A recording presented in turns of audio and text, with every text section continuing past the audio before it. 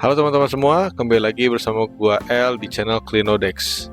Jadi pada hari ini kita bakal ngelanjutin pelajaran kita untuk ngebahas soal list, teman-teman. Sebenarnya sih nanti kita bakal bahas dua hal ya, ada list dan juga table. Karena kan kemarin kita udah ngebahas terkait link nih ya. Nah, kenapa list dan table ini sangat penting teman-teman? Karena teman-teman bisa bayangin aja kalau kalian itu punya sebuah daftar gitu ya, ataupun mungkin teman-teman pernah pakai spreadsheet gitu atau Excel. Nah, itu kan isinya bakal data-data kalian lah gitu ya, dan juga mungkin list-list mungkin kayak contohnya list kegiatan kalian gitu ya, dan seterusnya. Nah, pada hari ini kita bakal coba implement segala hal tersebut di HTML teman-teman. Jadi kalau misalkan kita belajar dulu terkait konsepnya teman-teman. Jadi kalau misalkan di list itu, kalau emang teman-teman itu butuh cuman data daftar biasa, itu teman bisa pakai list. Tapi kalau misalkan datanya itu punya baris dan kolom, nah teman-teman bisa pakai table gitu teman-teman ya. Sekarang teman-teman bisa buka dulu aja VS Code-nya, terus di sini bikin file aja data.html. Gitu ya. Ini mungkin agak digedein dikit aja. Sini. Nah, di sini seperti biasa kita pakai boilerplate aja, tanda seru gini. Terus ini mungkin Ctrl B aja supaya ditutup dulu. Nah, kita tambahin sininya itu list. Terus tambahin judul dulu aja di sini.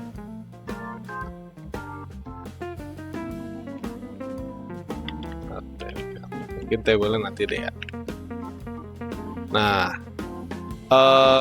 sebenarnya di sini juga ada sedikit hacks juga teman-teman. Teman-teman bisa pakai Alt Z gitu ya untuk word wrap gitu teman-teman. Cuman itu bakal berlaku kalau emang dia codingannya gitu atau tulisannya itu bisa ngelewatin dari batas ini teman-teman. Gitu. Cuman karena ini belum ada yang kelewat, jadi dia masih rapih aja gitu.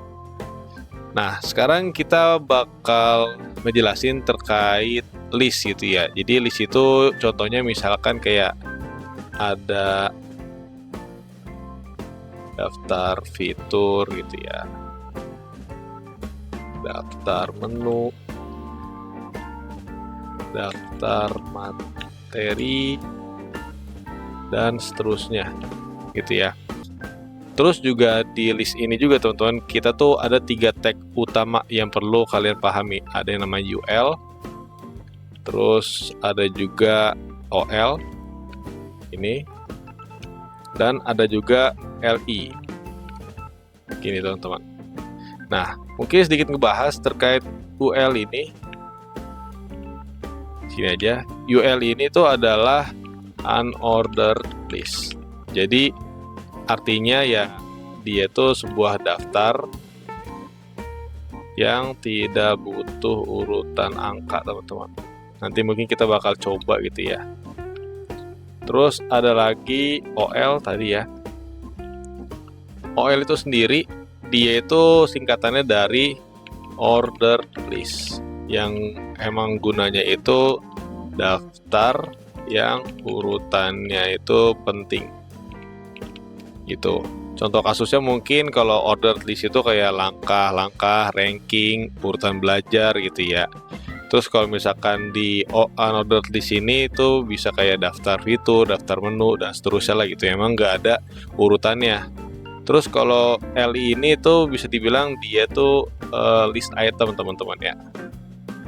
List item gitu, yang gunanya itu ya setiap item lah ya. LI ini itu tuh di dalam UL, OL gitu ya. Jadi setiap item di dalam UL, OL gitu ya, atau OL wajib tulis pakai LI ini. Gitu. Jadi UL dan OL ini wadahnya gitu. LI ini itu isi per itemnya. Itu mungkin kita coba contohin teman-teman ya. di sini aja, contoh UL.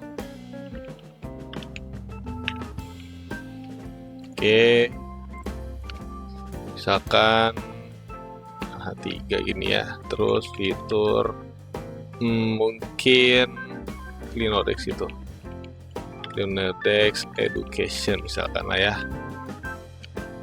Sini kita bikin UL dulu, terus di sini baru kita bikin LI gitu ya. Kan di sini full praktik, terus LI lagi, video tutorial, dan yang terakhir LI lagi mentor. Ini ya, ini bisa kita coba go live dulu aja. Nah, sini ini dia teman-teman. Jadi kalau UL itu ya, unordered list, dia pasti bentuknya tuh titik-titik ini teman-teman. Gitu. Jadi ya di sini tuh kita tuh nggak terpaku dengan urutan. Jadi misalkan full praktik mau di paling bawah kayak atau di tengah, atau video tutorial di paling atas, itu bebas teman-teman ya. Next kita bakal coba OL teman-teman.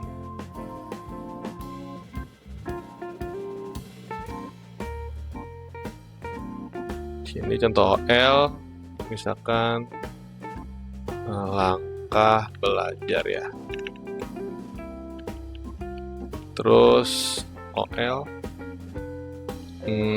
dalamnya list, misalkan belajar HTML, salah ini lagi, gede dia.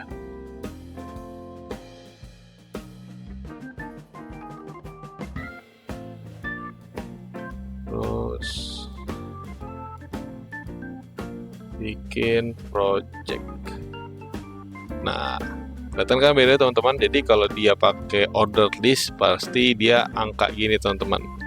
Gitu. Jadi ini bisa kalian pakai OL ini kalau misalkan emang urutannya itu penting gitu ya. Terus kalau misalkan yang UL ini gitu ya, unordered list ini, itu dipakai kalau emang teman-teman itu nggak terlalu terpaku dengan urutan. Selanjutnya kita ada juga atribut teman-teman. Jadi di list ini tuh ada yang namanya atribut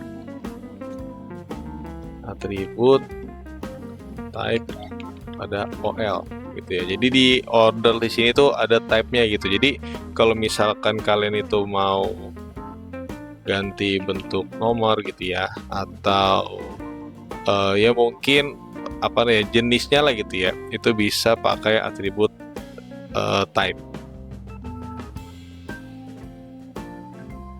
gitu. Ini gimana sih cara implementasinya? Kita coba teman-teman ya.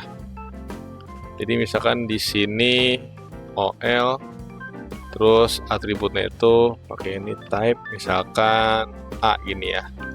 Ini mungkin kita copy aja. Set. Nah, dia bakal bentuknya tuh jadi A, B, C gede gini. Jadi ada beberapa pilihan teman-teman ya, kalau memang teman-teman itu butuh kustomisasi gitu ya. Beberapa pilihan umum. Jadi misalkan bisa pakai type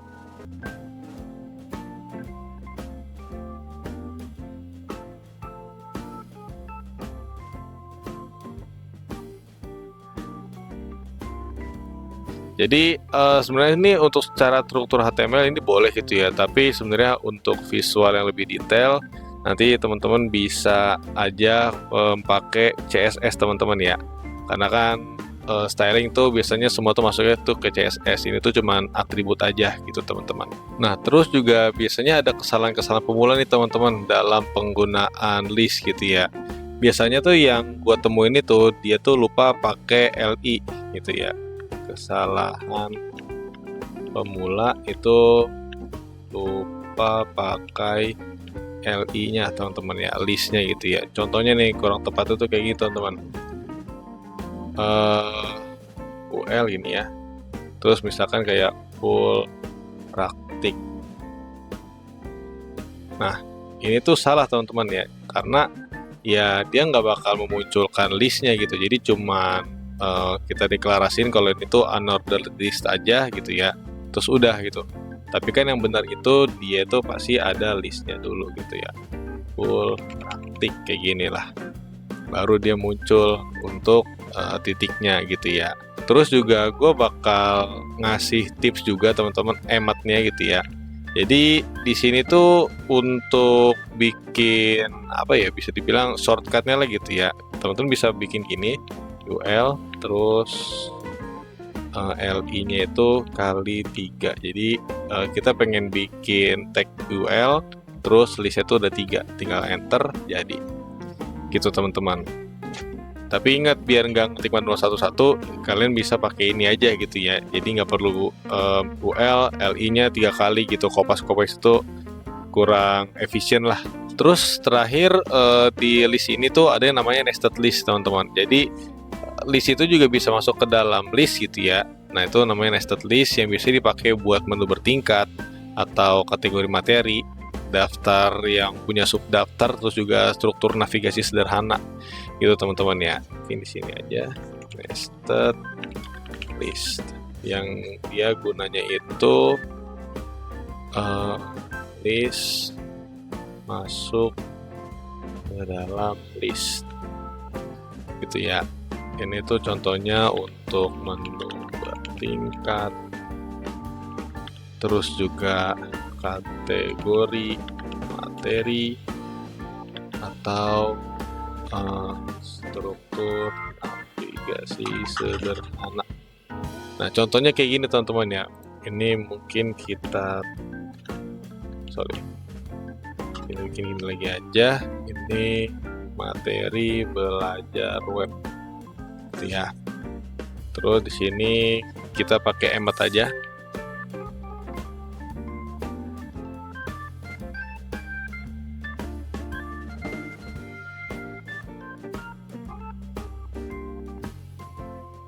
Nah, kalau udah kayak gini teman-teman, ini bisa kalian enter aja.